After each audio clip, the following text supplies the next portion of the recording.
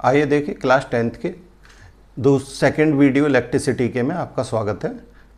First video में हमने पढ़ा था करंट क्या होता है, इलेक्ट्रिसिटी क्या होती है, चार्ज क्या होता है। तो करंट के बारे में हमने बताया था करंट दो तरह का होता है, एक अल्टरनेटिंग करंट और एक direct current. Alternating current AC होता है और डायरेक्ट करंट DC होता है। तो अब ये देखते हैं कि ये होते क्या हैं। अल्टरनेटिंग करंट AC क्या है? AC current is that current whose magnitude changes continuously but the direction change periodically। यानी जिसकी मैग्नीट्यूड तो लगातार चेंज होती रहती है लेकिन डायरेक्शन कुछ पीरियड के बाद चेंज होती है। एक पीरियड होता है, जैसे देखो यहाँ से स्टार्ट हुआ करंट, तो ये यहाँ से आके फिर ये नीचे की तरफ गया, फिर ये यहाँ आया, फिर ये इस तरह से ये कंटिन्यूसली चलता रहेगा। ठीक है, तो यहाँ मान लो ये 0 से स्टार्ट हुआ, ये है करंट और ये टाइम। ये मैक्सिमम करंट यहाँ पर होगा, देखिए कंटिन्यूसली इसका मैग्नीट्यूड चेंज हो रहा है और यहाँ जाके मैक्सिमम हो गया, तो जैसे I0 से डिनोट करेंगे। तो कंटिन्यूसली चेंज होती रही मैग्नीट्यूड, यहाँ के बाद फिर वो डायरेक्शन चेंज हो गई, नीचे की तरफ आ गया ये। ठीक है, अब ये होगा, इसके बाद फिर यहाँ कितना हो जाएगा 2π के बाद, यानी फिर चेंज ऊपर की तरफ पहुँच गया और फिर यहाँ के बाद फिर नीचे की तरफ आ जाएगा। तो इस तरह से कंटिन्यूसली इसकी मैग्नीट्यूड तो चेंज हो रही है कंटिन्यूसली, लेकिन डायरेक्शन एक पीरियड के बाद यानी पाई के बाद चेंज हुई, फिर 2π के बाद चेंज हो गई और फिर इस तरह से पाई के बाद 3π के बाद चेंज हो जाएगी। तो इसकी जो वो है मैग्नीट्यूड क्या है, कंटिन्यूसली चेंज हो रही है, जैसे जैसे टाइम पास हो रहा बढ़ता जा रहा है, फिर कम होता जा रहा है, लेकिन यहाँ आके डायरेक्शन ही चेंज हो गई, नीचे की तरफ आ गया, फिर ऊपर की तरफ पहुंच गया। तो जो मैग्नीट्यूड है वो कंटिन्यूसली चेंज हो रही है और डायरेक्शन एक पीरियड के बाद चेंज हो रही है, जैसे यहाँ इसमें किसके पाई के बाद चेंज हो रही है। इसी तरह से होता है direct current DC। DC current क्या होता है? DC current is a current whose magnitude and direction remains same. Magnitude और डायरेक्शन सेम रहती हैं और it is also called as steady current. इसे स्टेडी करंट भी कहते हैं। तो ये इसकी मैग्नीट्यूड और डायरेक्शन सेम रहेगी, तो इसका ग्राफ एक स्ट्रेट लाइन में बनता है और इसका ग्राफ इस तरह का बनता है AC का। इसके बाद आता है पोटेंशियल डिफरेंस। पोटेंशियल डिफरेंस क्या होता है? Work done to move a unit charge from one point to another point is called potential difference. यानी किसी यूनिट चार्ज को एक पॉइंट से दूसरे पॉइंट तक लाने में जो वर्क करना पड़ता है उसे हम क्या कहते हैं? पोटेंशियल डिफरेंस कहते हैं। तो पोटेंशियल डिफरेंस किसके बराबर हुआ? वर्क डन अपॉन चार्ज के बराबर हुआ। पोटेंशियल डिफरेंस किसके बराबर हुआ? Work done upon charge.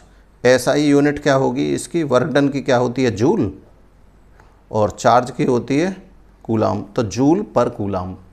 और जिसे हम कह सकते हैं बोल्ट, जूल पर कूलाम को क्या कहते हैं? बोल्ट। ये इसकी यूनिट हो गई SI यूनिट। अब देखिए 1 बोल्ट को हम किस तरह से डिफाइन करेंगे? पोटेंशियल डिफरेंस 1 बोल्ट कब होगा? जब 1 जूल कार्य वर्क जो है वो किया जाएगा, यानी ये लिख सकते हैं when 1 joule work, when 1 joule work is done in carrying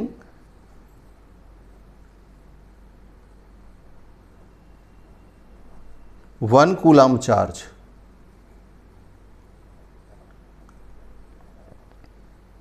1 coulomb charge, then potential difference जो होगा वो कितना होगा? 1 वोल्ट होगा।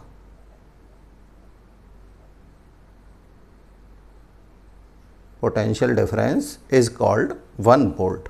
When 1 joule work is done in carrying 1 coulomb charge then potential difference is called 1 volt. तो 1 volt की definition आ जाती है करने के लिए, तो ये देंगे हम। इसके बाद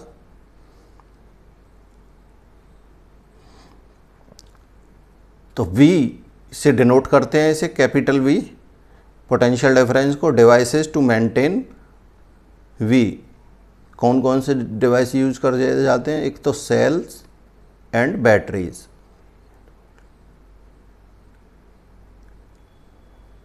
सेल्स एंड बैटरीज यूज करे जाते हैं to maintain V।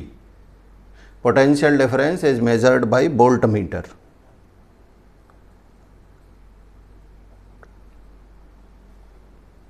Volt meter से इसको मेज़र किया जाता है।